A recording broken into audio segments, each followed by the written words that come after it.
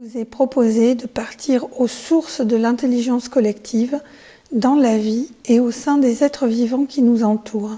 Et nous avons vu comment l'intelligence collective entre humains se révèle grâce à la théorie des jeux et au fameux dilemme du prisonnier. Je vous reparlerai dans notre prochain rendez-vous d'un autre jeu, le jeu du bien commun, qui lui aussi montre que nous sommes des êtres coopératifs. Enfin, lors de la dernière chronique, je vous ai proposé un outil épatant d'intelligence collective, mis en place et élaboré depuis des décennies par les entreprises les plus performantes et surtout reproductible à distance par ces temps de télétravail, j'ai nommé la pause café. J'aimerais, avant d'aller plus loin dans la compréhension de ce qu'est l'intelligence collective et à quoi elle sert, comment on peut s'en servir et la faire grandir, vous partager un coup de gueule. Parce que l'intelligence collective est, comme on dit, mangée à toutes les sauces.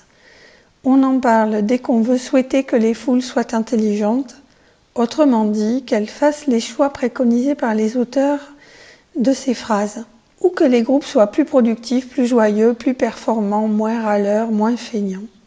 Et très souvent, trop souvent, on confond allègrement ce qu'on appelait il y a 10 ans animation de réunion, qu'on appelle maintenant facilitation parce que ça fait plus fun, et ce qu'est réellement l'intelligence de fonctionnement d'un collectif. Un collectif intelligent, ça n'a pas besoin de réunion ou très peu. Au contraire, ça s'auto-organise de façon fluide parce que chacun sait à peu près ce qu'il a à faire et quand il ne le sait pas, il sait consulter les bonnes personnes sur les bons sujets. Alors non, l'intelligence collective, ça n'est pas de la facilitation ou de l'animation de réunion. Vous aurez beau mettre en place la plus belle des facilitations avec des animations qui feront faire waouh aux participants, cela ne créera pas automatiquement de l'intelligence collective. Au pire, les gens ne se seront pas trop ennuyés. Au mieux, ils auront envie de recommencer. Et d'autres fois, vous verrez que les groupes se mettront simplement autour d'une table, commenceront à discuter et allez savoir pourquoi, il se produira quelque chose de merveilleux qui stimulera tout le monde et le groupe en entier et lui donnera une envie folle de produire du résultat. Parce qu'on ne cherche pas à créer de l'intelligence collective pour rien et sans but, aucune intelligence collective n'émerge. C'est plutôt un groupe de potes, c'est convivial et bien fun, mais ça n'est pas de l'intelligence collective.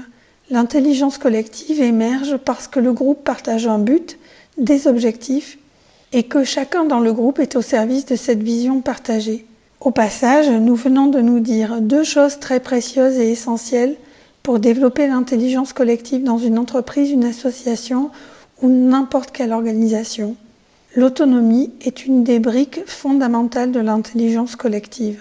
Et l'intelligence collective, c'est un outil. Pour qu'elle existe, il faut qu'elle serve.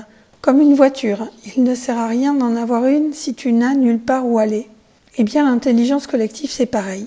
Aucun intérêt si le groupe n'a pas de projet à réaliser. À très bientôt pour de nouvelles découvertes et d'ici là, prenez soin de vous et de vos proches.